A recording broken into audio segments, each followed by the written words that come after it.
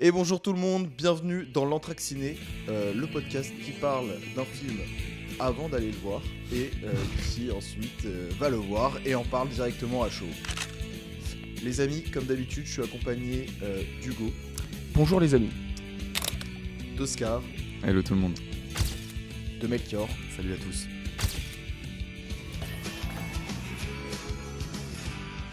On est très content de se retrouver aujourd'hui pour faire un film français. On va parler de L'Amour ouf, réalisé par Gilles Lelouch. Les gars, j'ai une petite question. Est-ce que vous êtes allés voir Le Grand Bain, c'est-à-dire le plus grand succès de Gilles Lelouch? Combien de millions d'entrées déjà? Un paquet. Un paquet. Plus de 5. Un paquet. Ce qui est énorme. Un gros paquet. Est-ce que vous aviez aimé ce film? Ouais, j'avais été le voir au cinéma, je crois, à l'époque, et c'était, en vrai, c'était pour un premier film, c'était une belle réalisation quand même. Après, je trouve qu'il a été un peu surcoté, mais voilà, j'ai rien d'autre à dire sur ce film. C'est une comédie sociale très intéressante, mais et avec une scène d'intro extraordinaire. Par contre, je sais pas si vous voyez de quoi je Du parle. coup, on l'a pas vu le grand bain Ah avec. putain, Melchior, je pensais que tu l'avais vu. Ouais, là, le problème, c'est qu'on Ouais. fait un podcast sur le cinéma et on n'a pas vu. Ah mais le je grand pensais que bain. vous l'aviez Ouais. vu. Mm. Ah bah les gars, juste la scène d'intro, j'ai hâte que vous la voyez. Et Melchior, je sais particulièrement que tu vas l'adorer. Mais c'est Scène pas son- d'introduction C'est extraordinaire. pas son premier film, du coup, on avait vu qu'il y avait Narco, mais bon, je crois que c'est Narco- pas forcément son. Narco, c'était un film qu'il a fait en J'ai- 2004 Mm. avec Benoît Poelvoorde et ça a été genre une sorte d'échec commercial Je crois parce que que c'est pour ça qu'il a mis autant de temps à refaire Le Grand Bain, genre 12 ans après. Donc c'était son premier vrai long métrage. C'est pas sa plus grande réalisation, je crois. Même lui le Non. dit. Non. Et du coup, c'est ça en fait, ce film Le Grand Bain, il a été réalisé du coup avec son ami d'enfance, c'est ce que tu me disais tout à l'heure Melchior, Hamidi, Ahmed Hamidi. Ahmed Hamidi. Et donc là, il récidive sur un nouveau film, L'Amour ouf. C'est un film qui parle d'une relation entre deux personnes, Jackie et Clotaire, qui est interrompue parce que Clotaire réalise un braquage et donc se retrouve derrière les barreaux. Et donc on va suivre justement l'avant et l'après. C'est un peu comme notre l'entracte, podcast. c'est Un l'amour. peu, un peu comme l'Anthraciné en fait. Du coup, de ce que j'ai compris, le film il est en deux parties. Une première partie où on les voit enfants et une deuxième partie où on les voit adultes.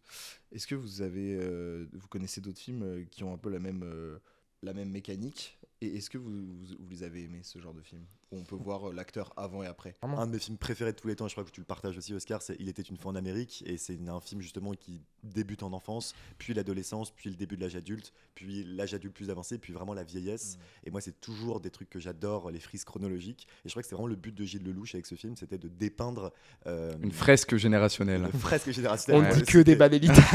C'est horrible. Bah, il me pose une question, on Mm. répond. Ah oui, non, mais je veux dire. Ma question est banale, c'est ça que tu veux dire? Non, mais c'est pour ça je pense qu'on est content. En tout cas, Melchior et moi, c'est sûr, puisque L'amour ouf, c'est vraiment. Je pense qu'il était une fois en Amérique, ça doit être des rêves de Gilles Lelouch. Et il est influencé par ce genre de cinéma. Il dit aussi que. Bah, du coup, là, c'est Sergio Leone, mais qu'il est très influencé par le cinéma de Coppola des années 80. Et que. On va pouvoir le retrouver dans L'amour ouf. Et c'est vrai que ce avant-après, et dépeindre limite 15-20 ans de génération 80-90 que Gilles Lelouch a vécu, entre la manière dont les gens s'habillaient, qui était très typique à l'époque, Le rap. le rap, non mais en tout cas l'évolution de la musique, dans les années 80 t'es plus sur le disco, dans les années 90 on va être sur plutôt du rap américain, je pense, du Biggie, voilà, en tout cas ça va apparaître dans le film, et ça c'est super intéressant, et je pense que ça peut nous plaire, en Ouais, tout cas bien de ce côté-là, de ce côté fresque, et voir une relation qui grandit et comment les personnages vont s'adapter à leur époque sur 20 années, quoi. Bon les gars, ce film, il a quand même une liste d'acteurs bien chargée.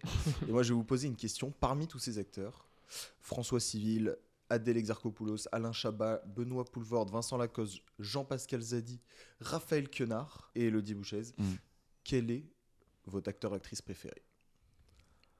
Ouais, en vrai, c'est évident pour moi. Enfin, pour moi, c'est Moi, vraiment c'est- alors, évident. bah oui, mais du coup, si on Attendez, dit tous est-ce les qu'on- trois le attends, même, Est-ce qu'on dit à trois en même tous les temps. trois Oui. Vous êtes 3, 2, Alain Chabat. Ouais, podcast hyper original. Bah, super. Moi, j'ai un peu envie de faire une comparaison avec Bakri quand je pense à Chabat, dans le sens où je trouve que c'est des grands créateurs qui ont réussi à vraiment rallier une sorte de groupe autour d'eux. Et toute la bande Chabat, on les adore quand même. Enfin, je veux dire, La Cité de la Peur, je sais que toi, c'est un film que t'aimes pas, mais moi, ça a bercé mon enfance. Bon, les Astérix, on n'en parle même pas. C'est un type. Didier. extraordinaire. Bah ouais, parce non, que mais quand on le parle duo de était Bakri incroyable. Chabat, Mais c'est pour ça que je trouve la comparaison avec Bakri, et je l'aurais plus faite avec quelqu'un que tu adores beaucoup plus que moi d'ailleurs, Alexandre c'est Alexandre Astier. Ouais, Voilà, j'allais exactement. dire, ouais. Et je trouve que la comparaison, elle est mieux entre ces deux personnes-là, parce que c'est vraiment deux réalisateurs, deux mecs qui sont des passionnés avant tout, dont Alexandre Astier qui lui-même compose ses propres musiques, c'est un truc de fou. Donc c'est un peu des personnages à part, je trouve, du cinéma. Ouais, je suis d'accord. Et C'est assez extraordinaire. Je trouve que c'est des gens qui forcent le respect, quoi. Alain Chabat, ça va être intéressant de le regarder dans ce film puisque il va avoir un aspect beaucoup plus dramatique dans son jeu, ce qu'on voit très rarement, en tout cas dans les films qu'on a pu voir où c'est beaucoup plus un aspect comédie et lui c'est un peu le roi de la comédie quoi. Parce qu'il a fait beaucoup de merde aussi, faut le dire. Il a fait beaucoup de merde que moi je n'ai pas forcément vu. Mais attends, il y a un film, c'est pas le film où c'est le beau-père C'est Max Boublil. de Max Boublil. C'est énorme. Moi, je Il trouvais est que cette trop bien, comédie ce film. était Ouais, correcte. ouais. Non, Mais encore une fois, pas c'est un toujours grand des film, comédies un mais peu. c'est pas un grand film, mais c'est correct. Et lui, il réalise pas du tout, il joue dedans. Mais tu du coup vois. là, le voir en drame, ça peut être. Ah, mais c'est ça un, peut être c'est un intéressant. très bon acteur. Non, voilà. intéressant. Adèle Exarchopoulos, moi je suis un peu mitigé concernant cette actrice parce que je trouve qu'à la fois elle peut faire des films sublimes et être incroyable. La vie d'Adèle, moi c'était une énorme claque cinématographique, sincèrement. Même Elle, le film. Ah non, elle, évidemment. Oui, oui, Ouais, le ouais. film. Et la preuve, c'est que c'est la seule fois de l'histoire, je crois, qu'il y a eu le double César pour. C'était Léa Seydoux et Adèle Exarchopoulos pour la meilleure actrice. Et donc ça montre à quel point les performances étaient vraiment marquantes. Après, elle fait un peu aussi des choix où c'est que le dernier film là où elle joue Une hôtesse de l'air. Rien à foutre. Non, le truc qui est sorti sur Netflix, là, des espèces de. Ah, oui, voleuse. les voleuses. Ouais, c'est pas. En fait, le truc, c'est qu'elle fait des choix. En plus, réalisé par Mélanie Laurent. C'était Ouais. assez particulier comme cas. En fait, elle fait des choix, je trouve, de carrière parfois qui sont un peu douteux, mais à la fois, elle fait de très bonnes performances. Moi, dans, je vais le répéter, mais Le règne animal, bon, c'est pas forcément elle qui Et ressort même, le plus. je trouve qu'on lui donne pas un bon rôle. Non, c'est mais ça c'est qui me cool fait qu'elle un soit peu chier. dedans, qu'elle prenne des Ouais, rôles ouais, comme non, ça mais aussi. c'est vrai, Moi, ce que j'aime bien avec Adèle, c'est qu'elle a une spontanéité dans son jeu et elle a une douceur, une force qui sont liées quand elle parle. Et elle a aussi une élocution, les gens parlent beaucoup de son élocution. Ouais, ouais, un Bah, peu street, ça. c'est propre à elle. Et moi, encore, j'aime- ça va, franchement, je j'aime trouve, bien. parce que dans Je verrai toujours vos visages, elle Qui est pour moi, extraordinaire. qui est pour moi son meilleur rôle. C'est son meilleur rôle. Il y Ouais. a La vie d'Adèle, je suis d'accord avec Melchior, où je le rejoins, c'est sa plus belle performance. Mais là où elle est, là où elle est la plus touchante, c'est vraiment dans Je Ouais. verrai toujours vos visages. Elle a un naturel assez extraordinaire. Et moi, ce que j'aime aussi avec Adèle, c'est comme tu dis, sa spontanéité, c'est que elle fait pas partie, tu sais, genre un peu d'espèce de milieu parisien, des Canets, etc. Elle vient un peu de nulle part, elle est un peu sortie de nulle part, et elle a réussi à s'adapter très vite. Elle a quand même réussi à devenir une des plus grandes actrices françaises actuelles, avec des choix intéressants parfois et douteux à d'autres moments. Mais elle a une sorte de, le bon terme, c'est douceur. Je trouve que c'est une femme qui amène plein de beauté à l'écran, qui est hyper brute dans sa manière de jouer. Quand elle pleure, quand elle te regarde, il y a un truc vraiment très électrique. Et tout le monde le dit. Tous les gens qui ont joué avec elle disent, mais vraiment, c'est exceptionnel. Même le Palmacho l'a dit. Je sais pas si vous avez vu le Ouais, film. parce dans qu'elle Mandibule. elle joue dans Ouais, Mandibule, elle est ouais. excellente Ouais. aussi dans Mandibule. Elle dit vraiment- justement qu'en début, elle a pas du tout préparé le rôle, fallait qu'elle arrive Oui, non, brute de et puis- décoffrage. Puis même, tu vois, quand on parle de Mandibule, ce rôle-là, on dit toujours Adèle Exarchopoulos, elle a toujours ce même un peu accent, ce même timbre de voix. Bah non, les gens ne voient juste pas son travail. Et je trouve que c'est ouais, je suis d'accord, c'est une très bonne actrice. Il y a deux acteurs qui vont avoir un rôle très important dans ce film et qui sont beaucoup moins connus. C'est Malik Frika et Mallory Vanek. Ouais. Vanek, qui sont en fait François Civil et Adèle Exarchopoulos plus jeunes. Est-ce que c'est pas aussi un peu dangereux sur ce genre de film, les performances des jeunes acteurs? Je crois qu'il y a eu 6 mois de casting pour Malik Frika, donc j'espère que c'est c'est ça. en tout cas c'est du bon jeu. En tout cas, ils sont acclamés ces deux-là. Et ce qui est dommage, c'est que pendant Pas de vague, on n'a pas parlé de Mallory Vanek qui joue une des élèves. Et sincèrement, si je peux retenir une chose sympa de Pas de vague, c'était son jeu où elle était plutôt. Non, mais elle jouait bien quoi. C'était. Non, mais Oh là là, tu- toujours. tu Non dis mais ça c'était. non, mais tu dis ça maintenant, t'es un énorme mytho, c'est juste qu'on en parle maintenant. Non, mais je crois qu'on en a même parlé pendant Pas de vague. Si on a parlé de une ou deux actrices, en tout cas, je me souviens d'elle, je me suis dit, c'est vrai qu'elle, elle était. Non, mais elle était bien quoi. Bon. Non, mais si je peux Ok, trouver un mais- truc positif à Pas de vague, les gars, faut en trouver aussi. Mais sur le Et- moment, t'en avais pas trouvé parce que tu l'avais même pas vu. Parce qu'on s'en Si, fout. je c'est me pas- souviens d'elle. Moi, je me souviens très bien d'elle, tout cas, avec moi, les cheveux attachés. Voilà. Mais C'est Malik Frika, c'est un peu un ovni. Il débarque un peu de nulle part. Je crois qu'il a vraiment genre 17-18 ans. Il a tout 18 jeune. ans, Ouais, ouais. il est tout jeune. Et Gilles Lelouch, il le disait en interview qu'ils ont fait énormément de casting et que Malik Frika, c'était une évidence. C'est-à-dire que vraiment, il a débarqué. Je en parle d'une anecdote que j'ai vue dans Hot Ones. Il en parle Ou, dans toutes les interviews. Il en parle dans Ouais, toutes dans ses ses interviews et il explique qu'il a débarqué vraiment avec une sorte d'air et d'une espèce de loupard et qu'il y avait une évidence et donc il n'y a pas eu de question à se poser. Donc moi je pense qu'il ne faut pas avoir peur à ce niveau-là. S'il y a bien un truc que Gilles Lelouch sait faire, c'est diriger des acteurs. La preuve c'est qu'il en est un. Et un très bon. Ouais, un très bon et que tous ces films, il y a des castings où il y a 15 personnes. Du coup, moi j'ai plus peur pour François Civil et Adèle après Malik Frika et Mallory Vanek. Hein, puisque... tout le monde ne parle que de la performance de ces deux jeunes. Quoi. On a hâte de les découvrir à l'écran. Quoi. Les amis, on va se quitter, on va aller au cinéma. On revient dans 5 minutes et dans 2h30 pour nous. À tout de suite, ciao. Salut. Qu'on était les mêmes, toi et moi. Mais j'ai pas compris qui t'étais en fait. Bon les amis, on est de retour. Pour commencer, je vous propose qu'on fasse un petit tour de table, un petit point positif chacun sur le film. Qui commence ? Hugo, allez, c'est parti. Je vais dire l'alchimie entre les images et la bande originale. Pas très originale, mais c'est ce que j'ai préféré. Point positif, pour moi, ça va être la première partie du film, que j'ai énormément aimé. Tiens. Moi, je vais dire le processus d'identification. Et tu peux expliquer un peu ce que tu veux dire par là ? C'est une histoire d'amour et je trouve qu'on s'identifie au personnage. Ah bon ? Bon, pour pas dire les images ou des trucs comme ça, j'ai beaucoup apprécié les effets vidéo en espèce de transition. Alors c'est vraiment un truc hyper précis, mais j'ai aimé beaucoup d'autres choses dans le film. Les espèces d'effets de transition où on voit les deux visages.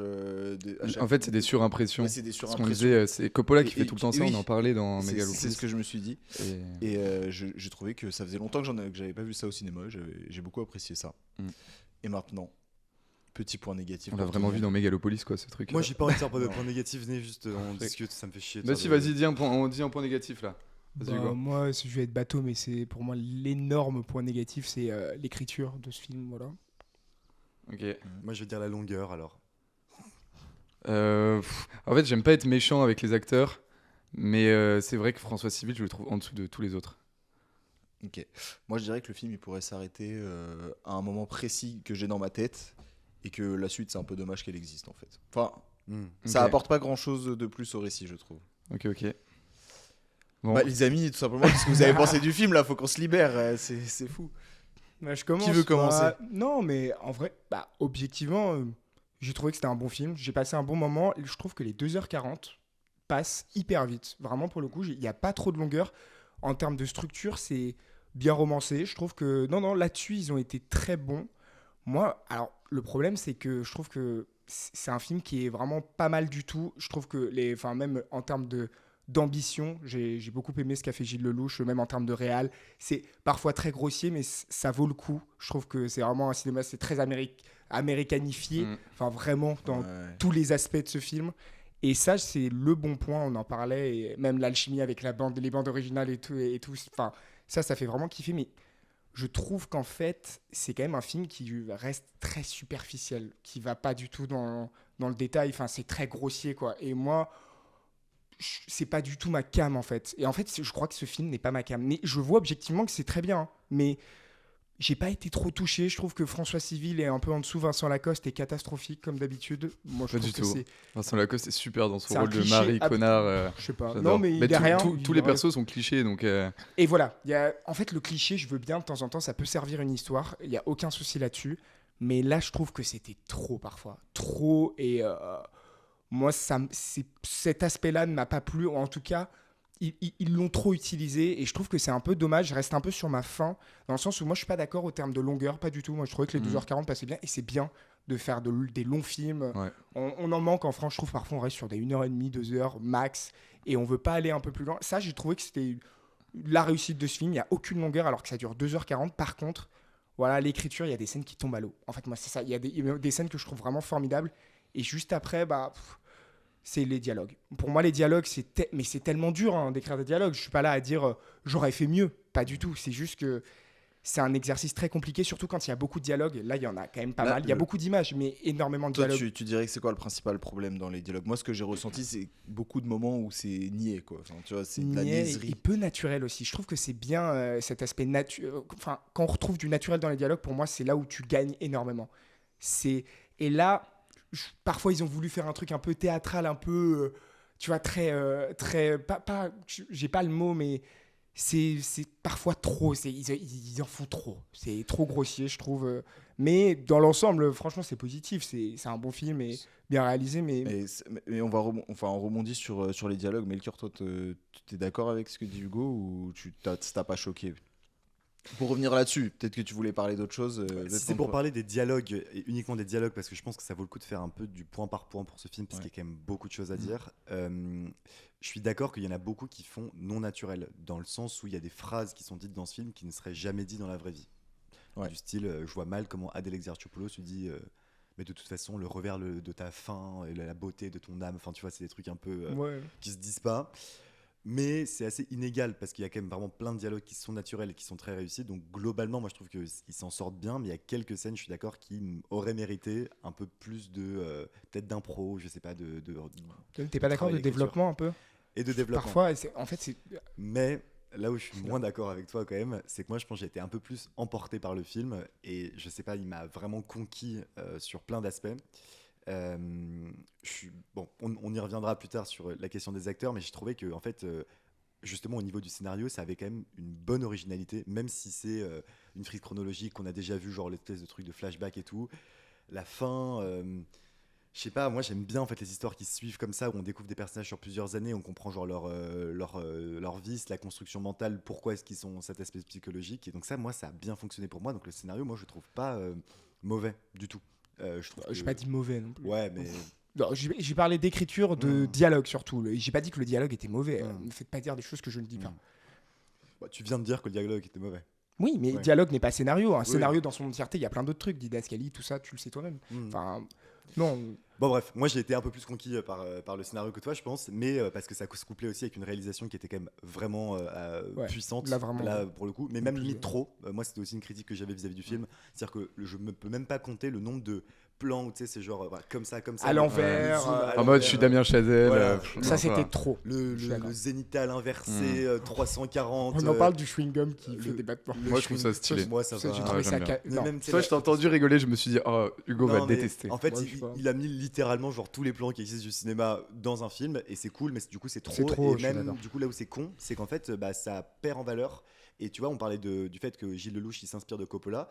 Coppola, à l'inverse de Gilles Lelouch, et ça montre quand même un peu la différence de niveau de réalisation, c'est que Coppola il est capable de poser la caméra et de faire un plan fixe. Et pas besoin de faire plus. Genre tu laisses vivre la scène, tu vois comment ça se passe. Il en fait quand même aussi. Il en fait là dans la mort. Je suis d'accord. Ouais, mais c'est quand même vraiment tout le temps des mouvements de caméra, c'est tout le temps genre des positions hyper particulières, etc. Et donc je trouve que ça en fait était plus contre-productif qu'autre chose de vouloir faire trop de plans de caméra trop compliqués, là où ça aurait été un peu plus évident et plus agréable, même en tant que spectateur, de vivre le truc un peu de manière plus réelle, quoi. Donc voilà.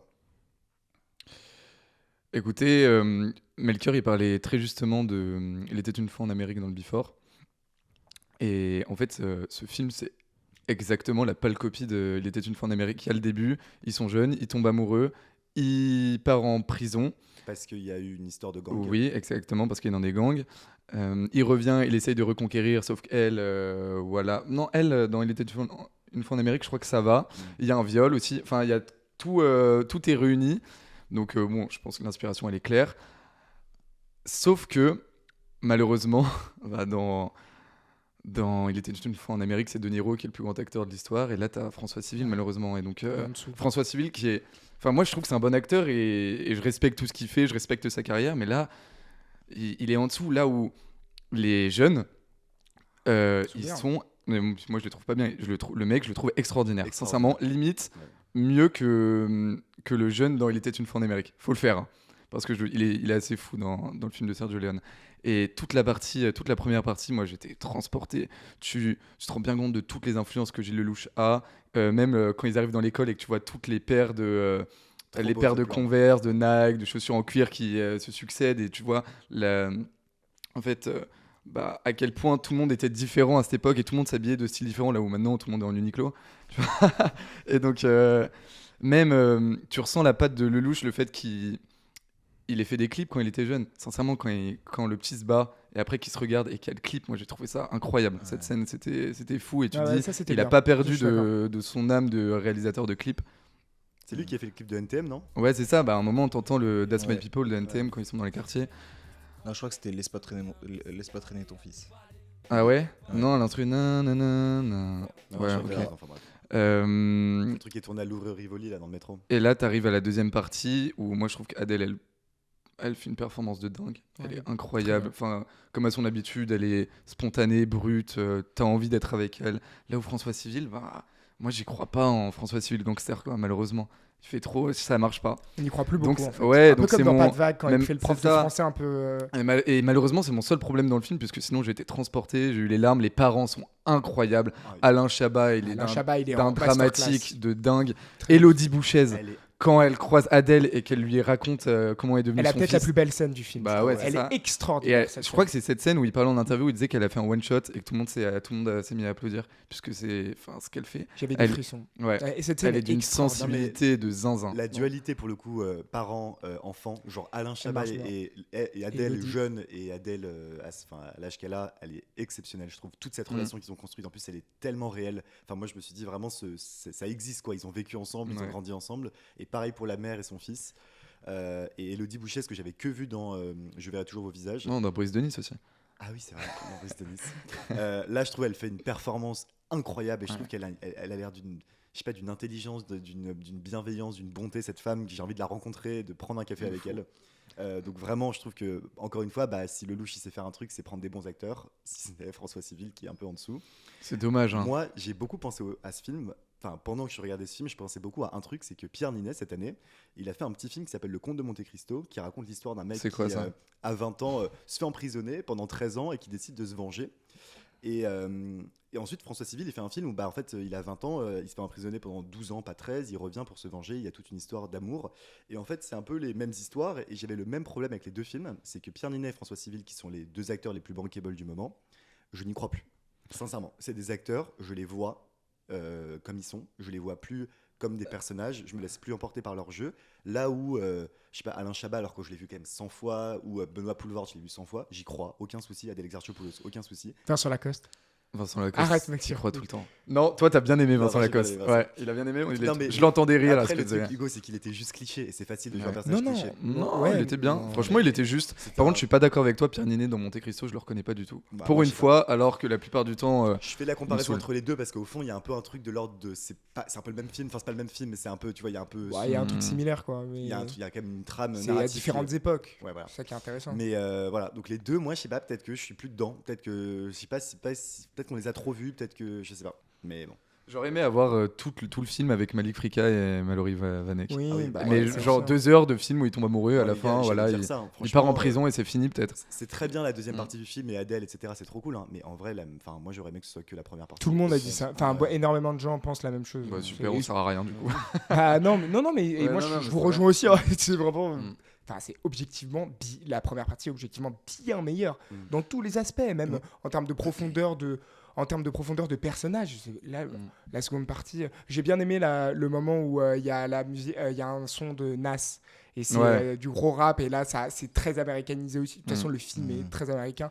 Et là, mais pareil, j'ai kiffé quand même. Bon, après, il y a la drogue et les billets qui volent. Bon, ça m'a Mais tu vois, pareil, fait chier. pourquoi on a Voilà. besoin de tout ça? Pas besoin. Juste les moments où ils cassent des gueules dans les Ouais. bars, c'est juste Ouais. trop bien.